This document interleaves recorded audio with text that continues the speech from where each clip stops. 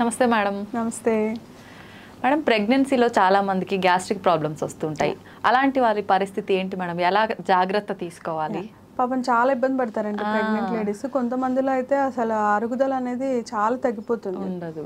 And తర్వాత motion pass చేయడం కూడా కష్టంగా ఉంటుంది అనమాట. It's all because of pregnancy hormone. Progesterone అని హార్మోన్ అనేది బాడీలో ఎక్కువ కంటెంట్లో ఉంటుంది అనమాట డ్యూరింగ్ ప్రెగ్నెన్సీ. అదేం చేస్తుంది, బవల్ మూమెంట్స్ని కానీ ఇంటెస్టైన్ అంటే దట్ బవల్ ఆర్ ఇంటెస్టైన్ మూమెంట్స్ని కానీ కొంచెం తగ్గిస్తుంది. తగ్గించి కొంచెం అరుగుదల అంత బాగా అరిగితేనే కదా, అరిగితేనే కిందకు వస్తుంది, మంచిగా ఫ్రీగా ఉంటుంది. సో ఈ హార్మోన్ వల్ల స్టేసిస్ అక్కడే ఉండిపోవడం ఎక్కువ ఉండి కొంచెం తేపులు ఎక్కువ రావడము, మోషన్ సరిగ్గా పోలేకపోవడము, గ్యాస్ట్రైటిస్ డెవలప్ అవడము, అంటే స్పైసీ ఫుడ్ ఇవన్నీ తిన్నప్పుడు గ్యాస్ట్రైటిస్ డెవలప్ అవడం, అది పోక కిందకి. సో ఇట్లాంటి ఇబ్బందులన్నీ ఫేస్ చేస్తుంటారు అనమాట. సో వాట్ యూజువల్గా మేము చెప్పేది ఏంటంటే, అమ్మ ఎక్కువ తినలేనప్పుడు కొంచెం కొంచెం ఎక్కువ సార్లు తినండి. Small foods at frequent intervals. So spicy food avoid చేయండి, కార్బొనేటెడ్ డ్రింక్స్ అవాయిడ్ చేయండి. సో ఇట్లాంటి ఫుడ్ అడ్వైజెస్ ఇస్తాము. అండ్ పడుకునేటప్పుడు తిని వెమ్మటే పడుకోవద్దు. కొంచెం దిండు ఎత్తుగా ఒక పిల్లో వేసుకునే దగ్గర 2 పిల్లోస్ వేసుకొని పడుకోండి. ఆ రిఫ్లెక్స్ కొంచెం తగ్గుతుంది. తగ్గి ఇక్కడ ఉండాల్సింది ఇక్కడే ఉంటుంది, ఇక్కడ దాకా తంతు ఉండదు. సో ఇట్లాంటివి చిన్న చిన్న చిట్కాలు చెప్తూ ఉంటాం. అవి పాటిస్తారు. అవి పాటించిన తగ్గని వాళ్ళకి కొంచెం మెడికేషన్ అనేది అడ్వైజ్ చేస్తాం అనమాట. Like antacids, ప్యాంటాప్రోజల్. ప్యాంటాప్ ఇవాళ రేపు అందరికి తెలుసు అనుకోండి, సో చెప్తే ఈజీగా అర్థమైపోతుంది. సో ప్యాంటాప్ అనేది, అండ్ తర్వాత రాబిప్రోజల్ అండ్ కొన్ని జెల్స్ ఉంటాయి ఈ మంట తగ్గించడానికి. సో అవి ఇవన్నీ చెప్తే చాలా మటుకు సర్దుకుంటారు. ముందైతే టిప్స్ ద్వారానే సెట్ అవుతుంది, లేదు అంటేనే మెడిసిన్స్. తెలియక మామూలుగా తినేదట్లే తింటూ ఉంటారు కదా, అందరికీ ఉండదు ఈ సమస్య. మళ్ళీ కొంతమందికి ఉంటుంది, అందరూ ఈ సమస్యతో రారు. ఉండే వాళ్ళకి కొంచెం సంఖ్య ఎక్కువగానే ఉంటుంది. వచ్చినప్పుడు ఇలాంటి అడ్వైజులు ఇస్తే కొంచెం సర్దుకుంటారు. ఒక 1 వీక్ అట్లా మెడికేషన్ పెట్టి మళ్ళీ ఆపేస్తే మళ్ళీ నార్మల్ అవుతుంటారు. అయితే మేడం, చాలా మంది ప్రెగ్నెన్సీ లేడీస్ లో రక్తహీనత కూడా ఉంటుంది, బ్లడ్ ఎక్కిస్తుంటామని చెప్తుంటారు, టాబ్లెట్స్ ఇవన్నీ వాడుతుంటారు. ఖచ్చితంగా వాడాల్సిందేనా? ఫుడ్ రూపంలో పెంచే అవకాశం ఉంటుంది ఆ టైంలో? సో ప్రెగ్నెన్సీ అని మీరే అన్నారు. సో నార్మల్ కండిషన్ కి ప్రెగ్నెన్సీకి డెఫినెట్ గా డిఫరెన్స్ అయితే ఉంటుంది. సో నార్మల్ గా ఇప్పుడు మనం ఎక్స్ట్రా వర్క్ ఏం చెయ్యము బాడీ తోటి, ఒక బేబీని బయటకు అయితే రాదు ప్రతిసారి. సో వచ్చేటప్పుడు ఇట్ హ్యాస్ టు బి, కానీ కొంత టైమే ఉంటుంది కదా దానికి, 9 months టైమే ఉంటుంది. మనం తింటూ ఉంటే ఒక 1 month కి ఒక 0.5 పెరగడం ఇట్లాంటిది జరుగుతూ ఉంటుంది, అంతేగాని తొందరగా పెరగదు. సో ఓరల్ అబ్సార్ప్షన్ కూడా కొంచెం ప్రెగ్నెన్సీలో ఫుడ్ నుంచి వచ్చేది కొంచెం తక్కువే ఉంటుంది, ఈ నాజియా వల్ల, వామిటింగ్స్ వల్ల. అండ్ అందుకని ఏంటంటే సప్లిమెంటేషన్ ఖచ్చితంగా చేస్తాము. ఐరన్ టాబ్లెట్స్ అనేవి ఫుడ్లోనే ఒకటే కాకుండా ఐరన్ సప్లిమెంటేషన్ ప్రెగ్నెన్సీ 3 నెలలు నిండినప్పటి నుంచి వాళ్ళకి వాంతులు ఇవన్నీ తగ్గినప్పటి నుంచి స్టార్ట్ చేస్తాం అనమాట ఐరన్ టాబ్లెట్. సో కొన్నిసార్లు ఏంటంటే బ్లడ్ కంపల్సరీగా ఎక్కించాల్సి వస్తుంది. కొన్నిసార్లు ఐరన్స్ సిరంజెస్ ఉంటాయి, సలీన్ లాగా, సలీన్లు కూడా ఎక్కించుకోవచ్చు అనమాట. సో తొందరగా పెరగదు, తొందరగా పెరగాలి, ఎందుకంటే మనకి డెలివరీ టైం ఎక్కువ అవుతుంది, దగ్గరకు వస్తుంది కాబట్టి పెంచుకోవాల్సి వచ్చినప్పుడు ఏంటంటే ఇట్లాంటి పద్ధతులు వాడుకోవచ్చు. మేడం, చాలా మందిలో ప్రెగ్నెన్సీ టైంలో ఇన్ఫెక్షన్లు, స్కిన్ అలర్జీస్ చాలా వరకు వస్తూ ఉంటాయి. ప్రత్యేకంగా చెప్పాలంటే ఎటువంటి స్కిన్ ప్రాబ్లమ్స్ వచ్చే అవకాశం ఉంటుంది? సో ప్రెగ్నెన్సీ అంటే బేసికల్గా అండి కొంచెం మన ఇమ్యూనిటీ అంటాం కదా, రోగ నిరోధక శక్తి అనేది తగ్గుతుంది. ఎందుకంటే బాడీలో మనకు వచ్చే ఫీటస్ మనదొక్కటే అయి ఉండదు, సో ఇంకొకళ్ళ జన్యు కూడా మిక్స్ అయి ఉంటుంది కాబట్టి దానికి అగైనెస్ట్గా మన బాడీ అనేది రియాక్షన్ని క్రియేట్ చేస్తుంది. సో దానికే ప్రొజెస్ట్రాన్ అనే హార్మోన్ ఎక్కువ రావటం ఇవన్నీ చేసి ఆ ఇమ్యూనిటీని కొంచెం తగ్గిస్తాయి, తగ్గించి మన ప్రెగ్నెన్సీని హెల్దీగా ఉండేటట్టు చేస్తూ ఉంటాయి అనమాట. ఈ చేసే విధానంలో ఏంటంటే చిన్న చిన్న ఇన్ఫెక్షన్స్, మామూలు కోల్డ్ కానీ, కాఫ్ కానీ, స్కిన్ అలర్జీస్ కానీ నార్మల్గా ఉన్నప్పుడు రానివన్నీ ప్రెగ్నెన్సీ టైంలో కొంచెం వచ్చే అవకాశం ఉంటుంది మనకి. సో అట్లాంటప్పుడు అందరికీ అన్ని మెడికేషన్ వాడలేము, వాళ్ళ కండిషన్ని బట్టి ఆ ట్రీట్మెంట్ని, కైండ్ ఆఫ్ అలర్జీని బట్టి మనం ట్రీట్ చేసుకోవచ్చు. మేడం, చాలా మందిలో ప్రెగ్నెన్సీ టైంలో ఉమ్మనీరు తక్కువగా ఉంది, ఉమ్మనీరు వెళ్ళిపోతుంది అంటుంటారు. అట్లాంటి టైంలో ఏం చేయొచ్చు మేడం? ఉమ్మనీరు తక్కువగా ఉండటము దట్ ఈస్ సివియర్ కాంప్లికేషన్ అనమాట. అది ఆలిగోహైడ్రామియాస్ అంటాము. ఏ నెలల్లో తగ్గుతూ ఉంది, ఎంత తక్కువ ఉంది, ఎంతకంటే తక్కువ ఉంది అని కొన్ని పారామీటర్స్ ఉంటాయి.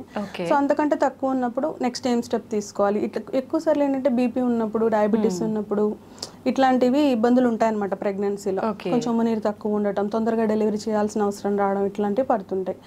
సో అది పెరగడం కోసం కొంచెం ప్రోటీన్ ఫుడ్, మధ్యాహ్నం రెస్ట్, వాటర్ ఎక్కువ తీసుకోమని చెప్పడం, కొంచెం మెడికేషన్ ఇవన్నీ ప్రొవైడ్ చేసి కొంచెం ఎక్కువగా ఫాలో అప్ చేస్తూ ఉంటాం. మామూలుగా అయితే వారానికి 2 వారాలకు ఒకసారి పిలుచుకునే వాళ్ళని వారానికి ఒకసారి కానీ వారానికి 2 సార్లు కానీ పేషెంట్ చూడాల్సిన అవసరం ఉంటుంది అనమాట. సో ఇట్లా ఎక్కువ విజిలెంట్ గా ఉంటాం ఆ పర్టికులర్ కేటగిరీ మీద.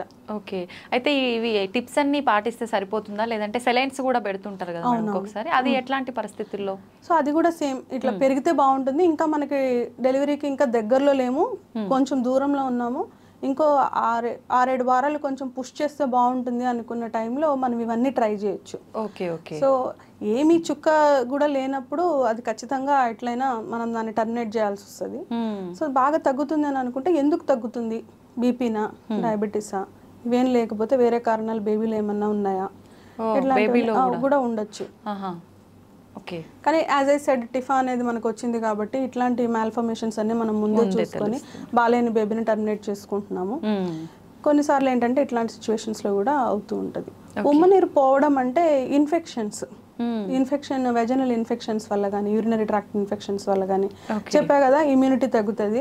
అట్లాంటప్పుడు చిన్న ఇన్ఫెక్షన్ మనం రోజు ఏం చేయండి కూడా ప్రెగ్నెన్సీ టైంలో అది ఒక భూతం లాగా అయిపోతుంది అనమాట. And it will cause mild infection. యూరిన్కి వెళ్ళేది, మోషన్కి వెళ్ళేది, అండ్ తర్వాత యూట్రస్ జాగా అన్ని ఒకటే ఏరియాలో ఉండడం వల్ల కంటామినేషన్ అనేది ఎక్కువగా ఉంటుంది అనమాట.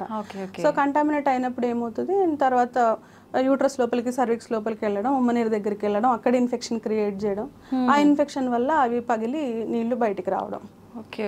నీళ్లు బయటికి వచ్చినప్పుడు ఇంకా నొప్పులు మొదలైపోతాయి. నొప్పులు మొదలై ఇంకా బేబీని డెలివరీ చేయాల్సిన అవసరం వస్తుంది.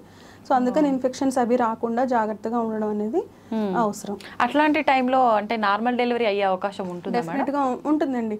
ఇట్స్ నాట్ అబౌట్ బేబీ బయటికి వస్తే సర్వైవ్ అవుతుందా అవ్వదా, అంత నొప్పుల్ని ఆ బిడ్డ తట్టుకోగలదా తట్టుకోలేదా, లేకపోతే ఎక్కువ ప్రెషర్ లేకుండా సర్జరీ చేసి తీసుకోవాల్సిన అవసరం ఉందా అనేవి ఆ టైంలో మనము డెసిషన్స్ తీసుకోవాల్సి ఉంటుంది అనమాట. 9 నెలలప్పుడు నిండిన తర్వాత ఉమ్మనీరు పగిలినా మనకేం ప్రాబ్లం లేదు. అది 8 నిండి 9లోకి వచ్చినా ఎట్లా అయినా పర్వాలేదు. మరి 7 నెలలు 7 నుండి 8 ఇట్లాంటప్పుడు కొంచెం అదే. అండ్ అగైన్ మంచి సెంటర్ ఇన్ ద సెన్స్ బేబీకి, పుట్టబోయే బేబీకి, ఉన్న మదర్కి, ఇద్దరికి ఈక్వల్ కేర్ ఇవ్వగలిగే సెంటర్లో డెలివరీస్ అట్లా చేయించుకుంటే బాగుంటుంది. అవును. ఓకే, చాలా మందిలో కాళ్ళు చేతులు వాస్తుంటాయి కదా మేడం, రీజన్ ఏంటి, అది ఎందుకు వాస్తుంటాయి అలా? సో చేతులు ఎక్కువ మనం చూడకపోయినా కాళ్ళ వాపులు మాత్రం చాలా ఎక్కువ కామన్గా చూస్తుంటాం అనమాట ప్రెగ్నెన్సీస్లో. యూజువలీ లెఫ్ట్ లెగ్ ఎక్కువ స్వెల్లింగ్ అవుతుంటుంది. అదే ఫిజియోలాజికల్ అనమాట. ఫిజియోలాజికల్ అంటే నార్మల్గా ప్రెగ్నెన్సీ టైంలో జరిగే ఇష్యూ అది. సో గర్భసంచి పెరుగుతూ ఉంటుంది కదా, పెల్విక్ వెజల్స్ ఉంటాయి మనకి, వాటి మీద దీని బరువు పడి ఈ తిరిగి రక్తస్రావం అనేది జరగదు, ఫాస్ట్ గా కొంచెం లేట్ గా అవుతుంటది అనమాట.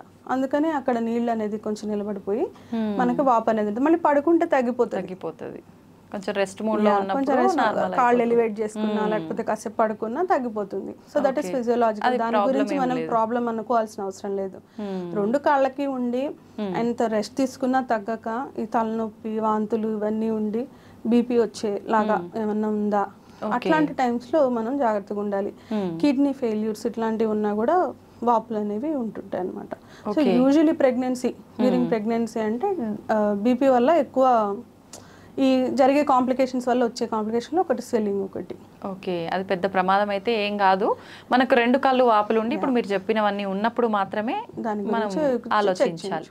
ఓకే, థ్యాంక్ యూ మేడం, చాలా వాల్యుబుల్ ఇన్ఫర్మేషన్ ఇచ్చారు. థ్యాంక్ యూ, నమస్తే.